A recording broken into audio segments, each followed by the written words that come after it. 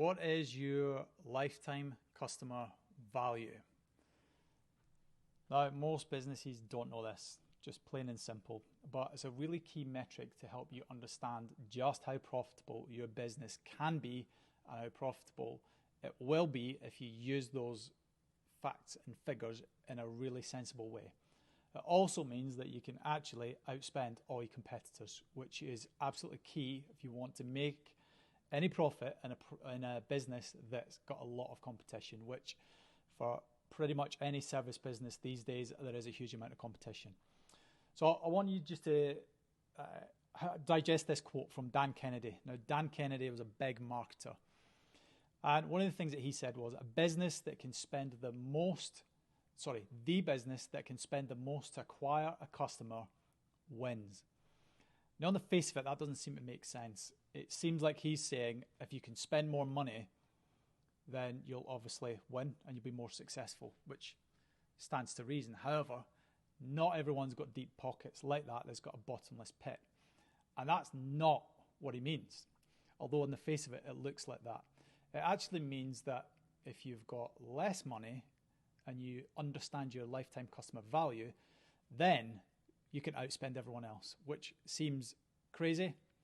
I'm going to go through it with you now, and I'll show you why knowing your lifetime customer value is imperative and it's going to help you moving forward. So, question: how much is too much to pay per click on something like Facebook or Google Ads? You've got your own number in there. You know roughly what you're paying right now, but most people, when it gets to $200 per click, would be a little bit, not for me. It takes a strong stomach to do that. Well, what if I said the conversion rate, if you knew that as well? So the amount of ads that you will run and the amount of people that would click on those ads and you would have a lead from it. So let's say you had a 20% conversion rate. $200 still be too much? Are you still having palpitations even thinking about it? For most people, that would be a yes. But I want to explain something to you here, and we're going to use two mythical law firms here. We've got Acme Law on the left and Future Law on the right. Acme Law is how 95% of law firms run. They basically just give money over, run ads, and expect magic to happen. Future Law, on the other hand, they're a bit more savvy and they do things in a slightly different way. And I'm going to run through the math now. Please take the time to understand what I'm saying here, because this is the difference between a six-figure and a seven-figure year. Just understanding this concept if you put it in place. So, Acme Law, they're just using the shotgun approach, spray and pray. They got loads of clicks. Future Law, they don't get quite so many clicks because they are super targeting their leads, but consequently it costs more per click. But Acme Law gets 40 leads, but Future Law, because they're getting a lot more, they're getting less clicks, but they're getting a higher conversion rate, i.e. the amount of people that are clicking on the ads are actually converting to a lead. They're getting 15% because it's a lot more targeted. They're being clever with their ad spend. So that's the first thing.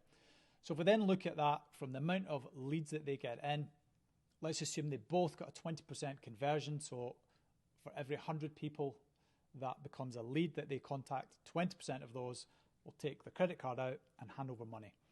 Acme Law will get 8 clients, Future Law 12. So if we look at the revenue, that means for Acme Law, spending exactly the same amount of money, they're going to get 40,000 in revenue, Future Law will get 60,000. So Future Law is getting 50% more, it'll be 33% more than Acme Law on the exactly same ad spend, just by being smart. So what does that mean in terms of return on ad spend? Well, it's 2,500 for Acme Law, 1,660, let's call it 1,700 for Future Law. Why is that important? Well, let's keep going with this. So there's what they're getting for the return on ad spend. Let's look at how these two law firms then use these leads that they do get. And let's say Acme Law, they're pretty useless. They don't follow up with any of the leads really. They try them once, they don't get hold of them. They just don't bother calling back, don't bother emailing them. Maybe do it once or twice, but they just generally don't follow up. However, Future Law, they're a bit more savvy they've got great follow-up. They'll follow up until they get a definitive yes or no. So, because it was 96 clients for Acme Law, they've got a referral rate of 5%, and Future Law, their stats are on the right. So what does that mean?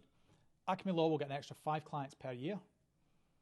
Future Law will get an extra 35 clients per year.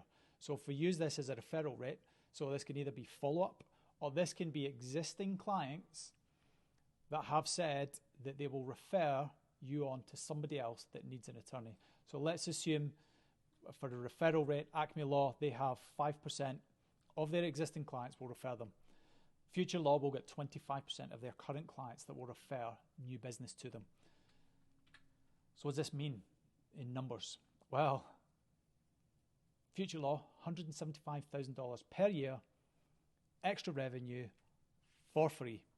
Cost nothing to acquire those extra customers because their current customers, their lifetime customer value is higher because of the extra business that they help generate. And if you know 25% of your current fee-paying clients will refer somebody else, then you know that 1 in 4 clients is going to refer you 1 case. And if you know your average case value, you can extrapolate that. And this is where we get this huge disparity of $150,000 extra per year for Future Law. So how do we work out lifetime customer value? It's really simple. It's basically all your income that you get per customer. So in this case, it would be the client fees plus the extra income that comes in from the referrals that they give you divided by the total clients. Acme Law will make $480,000 in a year. Future Law, $720,000. That's just on the clients they will get from their ads. When we add in the referral fees that they're going to get from their current clients, which is the extra income, and we work out what that actually means, the lifetime customer value is $1,000 different between these two law firms. So what does that mean? It means that Future Law can spend $5,260 and still make $1,000 profit. Acme Law, if they spend $5,260, they make zero money. They break even. It means they have no money to keep the lights on. They've got no money to pay the rent. They've got no money to pay the staff. They literally make zero money. Future Law will make an extra $144,000 profit in that year based on those $1,000 of a difference. So when I'm saying whoever can spend the most to acquire a customer wins, this is exactly what we mean by that.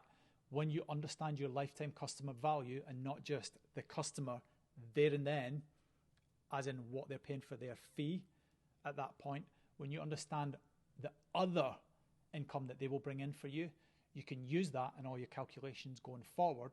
So you know that you can spend more on ads, you can spend more on Facebook, Google, whatever it is that you do to acquire customers, you have more money that you can spend per client. And ultimately, it means Acme Law would go bust. Future Law, you're going to grow because you've got this extra income. So the key takeaway, if you understand your lifetime customer value, then it means that you can ethically, 100% above board and predictably, and more importantly, sustainably steal your competitors' traffic and their clients, and you can do that with ease because you know your figures, you know the math, and you know your average case value and your lifetime customer value. You can extrapolate those facts and figures forward and know what you can spend to acquire a customer. Hopefully that makes sense. Please, if you have to go back through this, pause it, redo the math and work it out in your own head and see just how powerful this is, because this is the difference between a 6-figure business and a 7-figure business, but with spending no more additional money on marketing or ads. Let me know what you think. I love this concept, and I think this is absolutely key for any business to understand this and know this.